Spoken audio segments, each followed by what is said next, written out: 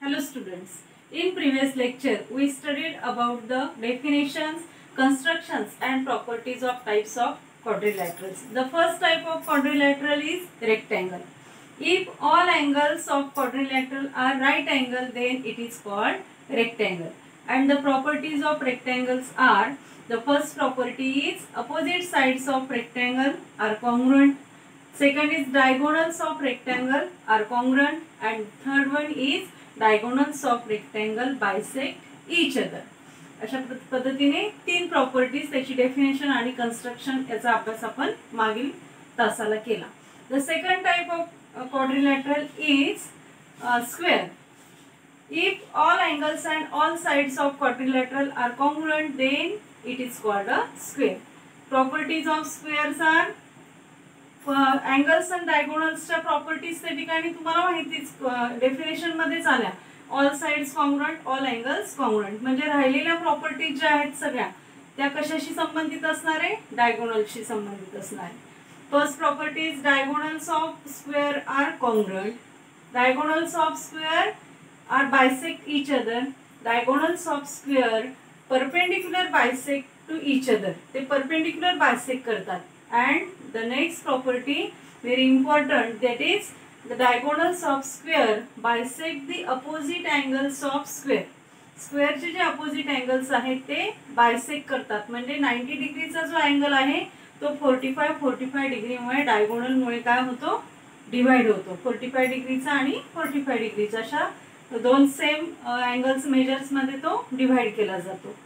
The next third type of quadrilateral is rhombus. If all sides of quadrilateral are congruent, then it is called rhombus. And properties of rhombus are opposite angles of rhombus congruent. आणि diagonals आहे त्याचे congruent नसतात.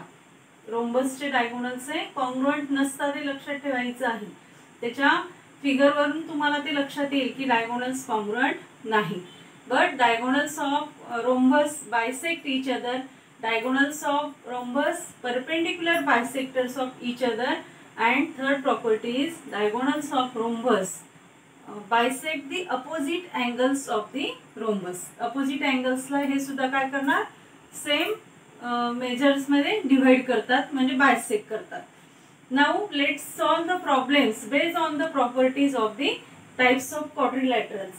First we solve examples given in textbook. The first solve example is, there is the rectangle is given, rectangle ABCD. In rectangle ABCD, length AB is equal to 8 cm and find length CD. The length AB आणि length CD ह्या काय आहेत? Opposite sides of rectangle. मग length AB जर 8 cm असेल तर length CD सुद्धा काय असेल? 8 cm असेल. Length AB is equal to length CD. याला रिझन देणार तुम्ही opposite sides of rectangle and therefore length CD is equal to किंवा DC is equal to also 8 cm. हे तुम्हाला फर्स्ट विचारलं आहे. त्या रेक्टँगल मध्ये opposite sides कॉन्ग्रुएंट असतात. एक साइड दिलेली असेल तर दुसरी तुम्हाला शोधता येईल. त्यानंतर लेंथ BP दिलेला आहे. Length BP is equal to 8.5 cm आणि तुम्हाला लेंथ BD विचारलेला आहे.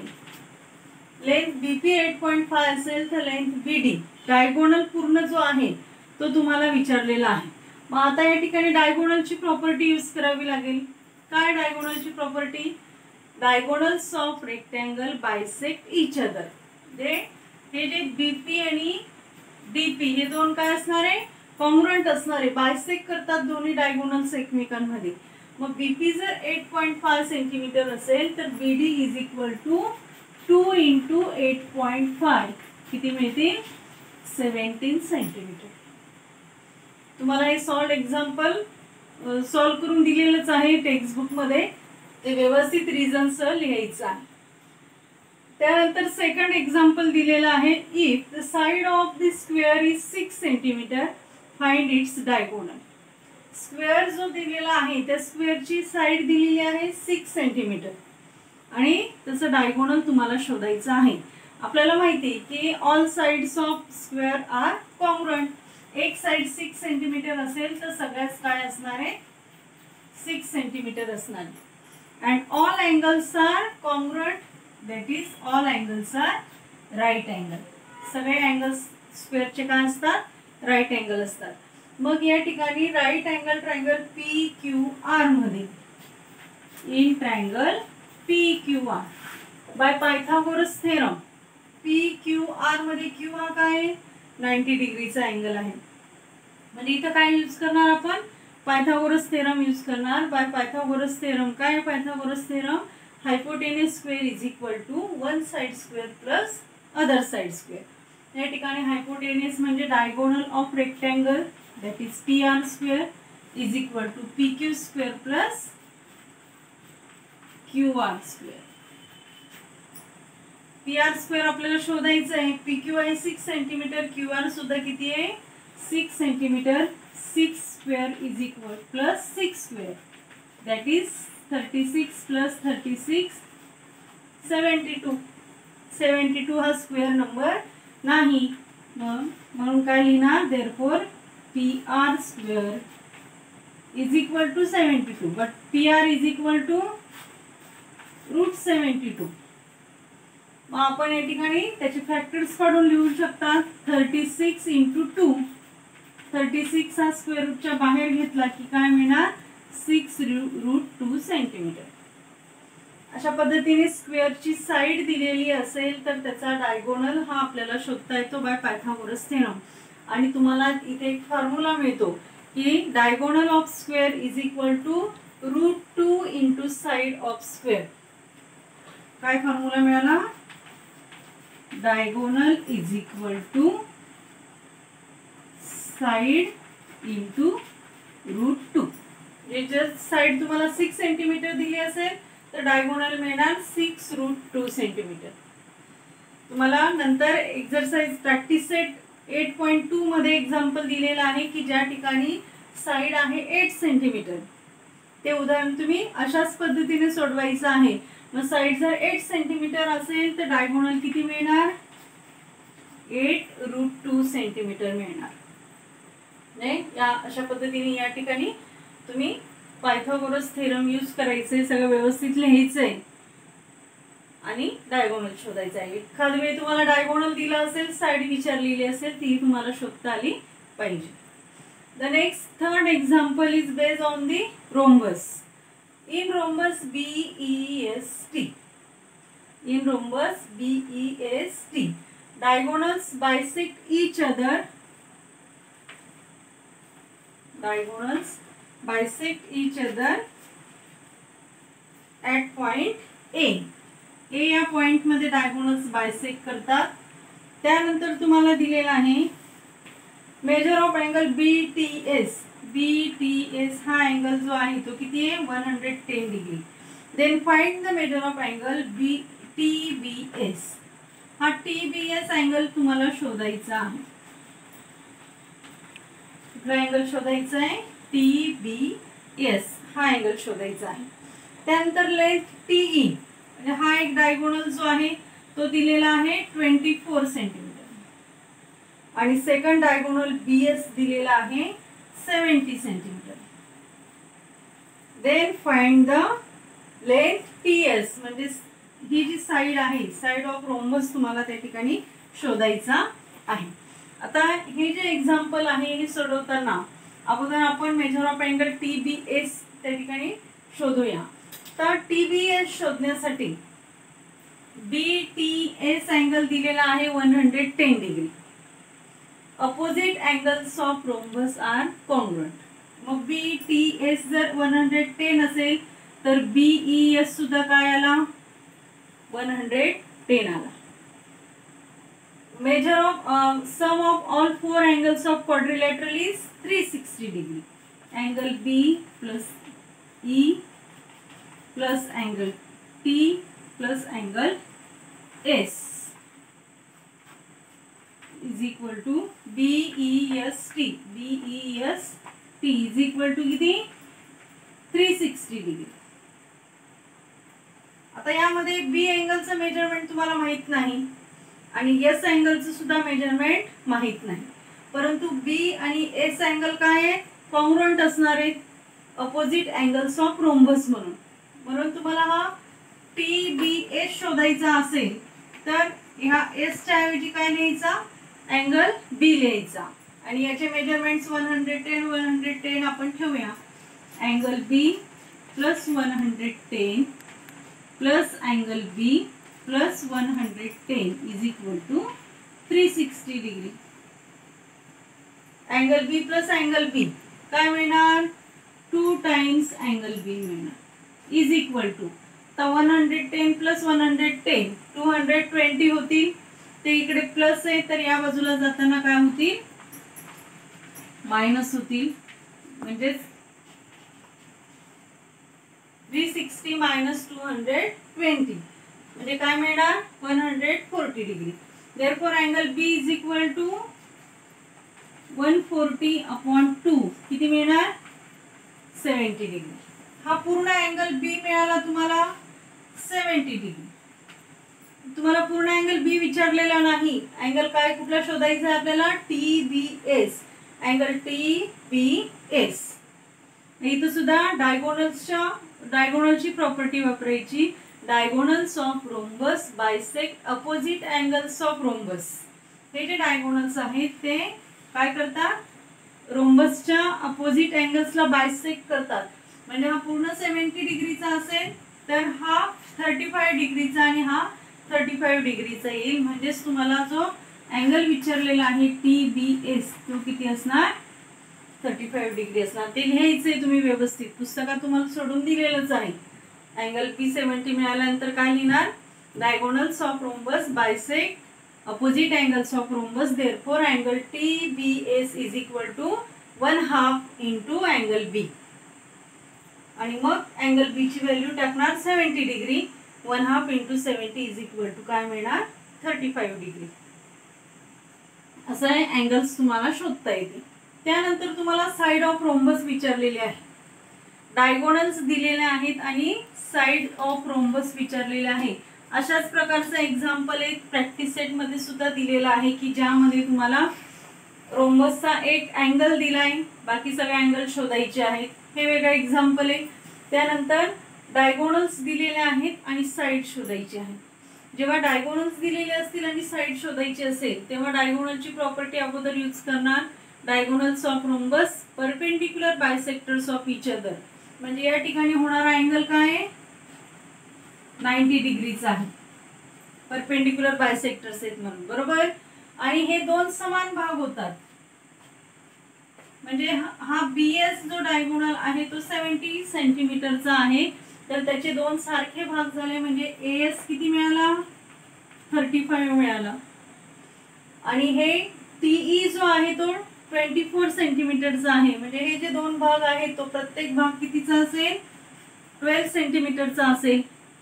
म्हणजेच इन ट्रायंगल TAS, कुठला ट्रायंगल, TAS मध्ये काय लिहिणार, by Pythagoras theorem hypotenuse square. आता हायपोटेनियस म्हणजे साइड ऑफ रोम्बस असणार. इथं या ठिकाणी राईट अँगल आहे, त्याच्या समोरची बाजू TS म्हणजे काय मिळणार, hypotenuse TS square is equal to PA square plus AA square.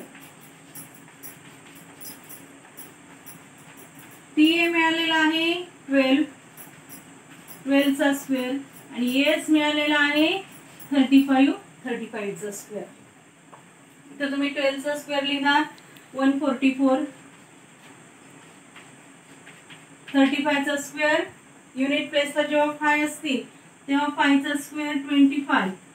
त्याच्या अगोदरचा जो डिजिट आहे 3, त्याच्या पुढचा नंबर 4, 3 × 4 12. अशा पद्धतीने आपण त्याचा स्क्वेअर शोधतो. म्हणजे 144 × 1225 याची ऍडिशन करायची आहे. आणि तो कोणाचा नंबर आहे, कोणाचा स्क्वेअर आहे तो शोधायचा आहे. जो स्क्वेअर असेल ते काय असणार आहे, तुम्हाला काय मिळणार, साइड ऑफ दी रोम्बस मिळणार. ही ॲडिशन करायची आणि स्क्वेअर नंबर कोणाचा आहे ते शोधायचं आहे. अशा पद्धतीने ही 3 सॉल्व एक्झाम्पल्स तुम्हाला टेक्स्टबुकमध्ये व्यवस्थित सोडून दिलेले आहे. ते अगोदर व्यवस्थित व्हिडिओमध्ये बघून अभ्यासायचे आहेत, समजून घ्यायचे आहेत आणि मग आपल्या वहीमध्ये सोडवायचे आहेत. Let's solve the practice set 8.2. In practice set, the first three examples are based on the construction of quadrilateral. The first is construction of rectangle, second is construction of square, and third is construction of rhombus. These 3 examples solved in the previous video. Now let's solve the fourth example of practice set 8.2. The fourth example is, if diagonals of a rectangle is 26 centimeter and one side is 24 centimeter, then find the other side. काय दिलेलं आहे तुम्हाला, diagonal of rectangle, रेक्टँगलचा diagonal दिलेला आहे 26 centimetre आणि एक side दिलेली आहे 24 centimetre. Then find the other side. आता हे जे प्रॉब्लेम्स आहेत प्रॅक्टिस सेट मध्ये ते सुद्धा आपण जे काही प्रॉपर्टीज अभ्यासल्या त्या प्रॉपर्टीजचा यूज करून, म्हणजे प्रॉपर्टीचं एक ऍप्लिकेशन आहे हे सुद्धा, ते यूज करून आपण हे प्रॉब्लेम सॉल्व करायचे आहे. आता each angle of rectangle is right angle, therefore angle B is equal to काय मिळणार, 90 डिग्री. म्हणजे ट्रायंगल ABC हा कुठला ट्रायंगल मिळणार आहे, right angle triangle. therefore in right angle triangle ABC काय लिहिणार, बाय पायथागोरस थेरम.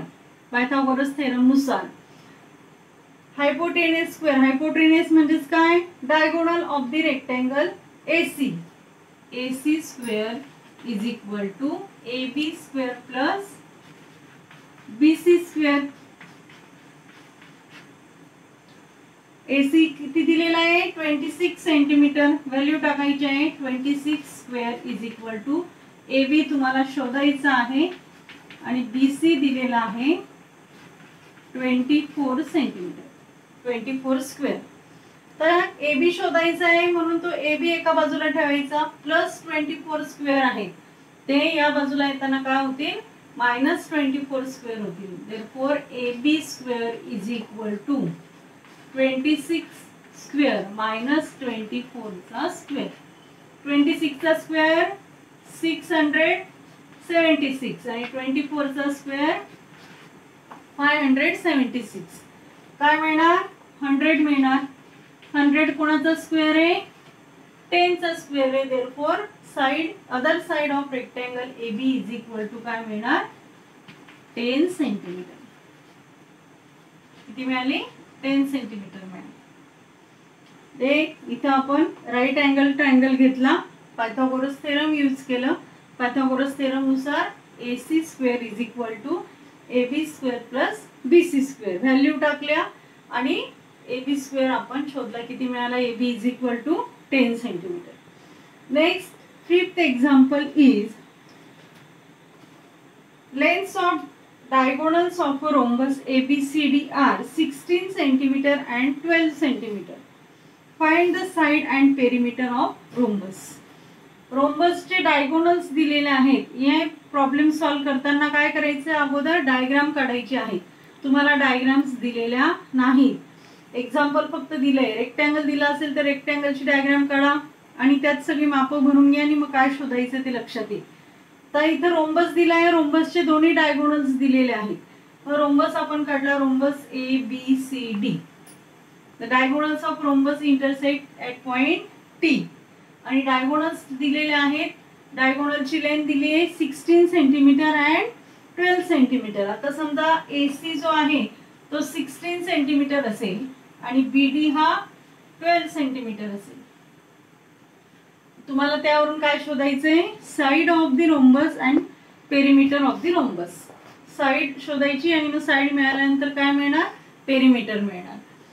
आता diagonals of rhombus perpendicular bisectors of each other. काय करतात डायगोनल्सचे, रोम्बसचे डायगोनल्सचे परपेंडिक्युलर बायसेक्ट करतात एकमेकांना. म्हणजे इथं होणारा अँगल जो आहे तो 90 डिग्रीचा आहे त्यानंतर हे डायगोनलचे दोन समान भाग होतात. 16 सेंटीमीटरचे दोन समान भाग झाले 8 सेंटीमीटर 8 सेंटीमीटर, आणि 12 सेंटीमीटरचे दोन समान भाग झाले 6 सेंटीमीटर, आणि हा सुद्धा 6 सेंटीमीटर. मग इथं सुद्धा तुम्हाला पायथागोरस थेरम यूज करायचंय इन ट्रायंगल BTC. कुठला ट्रायंगल घेतला आपण? BTC by Pythagoras theorem. Pythagoras theorem नुसार काय लिहिणार? BC square is equal to BT square plus TC square. तर BT आहे 6 सेंटीमीटर, TC आहे 8 सेंटीमीटर. 6 चा स्क्वेअर प्लस 8 चा स्क्वेअर. 6 चा स्क्वेअर काय मिळणार? 36, आणि 8 चा स्क्वेअर 64. 36 प्लस 64 100. कोणाचा स्क्वेअर आहे? 10 चा स्क्वेअर. म्हणजे BC is equal to 10 centimetre. Side of the rhombus मिळाले 10 centimetre. All sides of rhombus are congruent. Therefore या सगळ्या AB, AD, DC या सगळ्यांची लेंथ काय असणार आहे? 10 सेंटीमीटर असणार आहे. तुम्हाला पेरिमीटर शोधता येईल. काय मिळेल? Perimeter of rhombus is equal to 4 into side, कारण त्याचे चारही साइड्स कॉन्ग्रुएंट आहेत. म्हणजे perimeter is equal to 4 into side.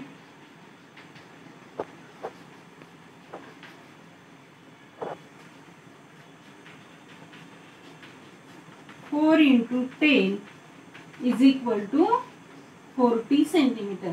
पेरिमीटरला सुद्धा युनिट काय देणार? सेंटीमीटर. हे फॉर्म्युले लक्षात ठेवायचे आहेत. पेरिमीटरचा फॉर्म्युला असेल, पायथागोरस थेरम असेल, ज्या प्रॉपर्टीज आपण यूज करतोय त्या प्रॉपर्टीज असतील, त्यांच्या डेफिनेशन असतील, हे सगळं लक्षात ठेवायचं आहे. म्हणजे तुम्हाला प्रॉब्लेम सॉल्व्ह करता येतील. यानंतरचं 6वं एक्झाम्पल आहे. त्यामध्ये तुम्हाला साइड ऑफ स्क्वेअर दिलेला आहे. किती आहे? 8 सेंटीमीटर आहे. And find the diagonal of square. मगाशी सॉल्व एक्झाम्पल मध्ये मी तुम्हाला सांगितलं की स्क्वेअरची साइड दिलेली असेल आणि डायगोनल शोधायचा असेल तर आपण ते उदाहरण सोडवलं. त्या पद्धतीनेच हे उदाहरण सोडवायचं आहे. 8 सेंटीमीटर साइड आहे म्हणजे त्याचा डायगोनल किती मिळणार? 8√2 मिळणार. आलं लक्षात? तिथं पायथागोरस थेरम यूज करायचं आहे. त्यानंतरचं 7वं एक्झाम्पल आहे. रोम्बस वर दिलेलं आहे ते सुद्धा बघा.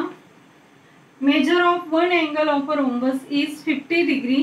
Find the measures of the remaining angles. रोम्बसचा एक अँगल दिलेला आहे तुम्हाला 50 डिग्रीचा, आणि बाकी सगळे अँगल्स तुम्हाला शोधायचे आहेत. आता हे पण एक्झाम्पल तुम्हाला नवीन नाही. मग अशा आपण रोम्बसचं एक्झाम्पल सोडवलं, त्यामध्ये एकच अँगल दिलेला होता आणि आपण जो काही बायसेक्ट केलेला अँगल आहे तो शोधला. त्याच पद्धतीने हे सुद्धा सोडवायचं आहे. आता अँगलचा जी काही प्रॉपर्टी आहे ती यूज करणार अगोदर. Opposite angles of rhombus are congruent. म्हणजे अँगल P आणि अँगल R काय असणार? कॉन्ग्रुएंट असतील. त्याच पद्धतीने अँगल Q आणि S सुद्धा काय असतील? कॉन्ग्रुएंट असतील. या दोन्हींना काय रिझन लिहिणार तुम्ही? Opposite angles of rhombus are congruent. म्हणजे हा 50 डिग्रीचा आहे तर हा सुद्धा काय असणार? 50 डिग्रीचा. आणि तुम्हाला बाकीचे हे जे दोन आहेत ते शोधायचे आहेत अजून, पण ते कसे? कॉन्ग्रुएंट आहेत. म्हणजे जर Q ऐवजी S लिहिला किंवा S ऐवजी Q लिहिला तर 2 टाइम्स अँगल तुम्हाला मिळणार आहे. Sum of all 4 angles of quadrilateral 360 degree. Therefore angle P plus angle Q plus angle R plus angle S is equal to किती मिळणार? 360 डिग्री मिळणार. अँगल P चं measurement 50 degree. Angle Q plus R चं measurement सुद्धा 50 degree. आणि या S च्या ऐवजी काय लिहायचं? Q लिहायचा, कारण ते दोन्ही काय आहेत? कॉन्ग्रुएंट आहेत, सेम मेजरचे आहेत. Q आणि S सेम मेजरचे म्हणून S च्या ऐवजी सुद्धा Q लिहिला इज इक्वल टू 360 डिग्री. आता angle Q plus angle Q काय मिळणार? 2 टाइम्स अँगल Q मिळणार. 2 times angle Q is equal to 50 plus 50 100. आणि या बाजूला प्लस 100 आहे ती इकडे येताना काय होतील -100 होतील. म्हणजे 360 - 100 काय मिळेल तुम्हाला 260 डिग्री मिळणार. Therefore angle Q is equal to 260/2 किती मिळणार 130 डिग्री मिळणार. जेवढा अँगल Q असेल तेवढाच अँगल काय असणार आहे S असणार आहे.